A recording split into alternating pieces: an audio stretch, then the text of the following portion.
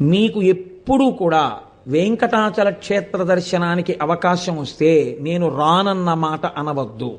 రానంటారేమో అన్న అనుమానం ఉంటే వెంకటాచలం రమ్మని అడగవద్దు.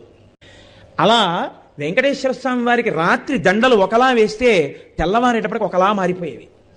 ఎవరు చేస్తున్నారని ఒక రోజున అనుమానం వచ్చి ఒక మహంత్ గుదిలో నక్కి పడుకున్నాడు చూద్దామని. అర్ధరాత్రి అయ్యేటప్పటికీ అయ్యవారి పాలపీఠం దగ్గర రాయి తొలగి తేజోరూపంలో తరిగొండ వెంగమాంబ గారు వచ్చి హారాలు సరిచేస్తుంటే చూసి మూర్చిపోయాడు. ఇప్పటికీ తేజోరూపులై ఆనందనిలయంలోకి వెళ్ళి ఈశ్వరుణ్ణి సేవిస్తారు. బ్రహ్మగారు, చతుర్ముఖ బ్రహ్మగారు ప్రతిరోజు వెంకటేశ్వర స్వామి వారి పాదాలు కడిగి ఆ పాత్ర అక్కడ ఉంచుతారు. అందుకే రాత్రి నీటి చెంబు ఉంచి తలుపులేస్తారు. ఆ శేషాన్ని సుప్రభాతానికి వెళ్ళిన వాళ్ళకి దర్శనమిస్తారు. అంతటి మహానుభావుడు వెంకటరమణుడు.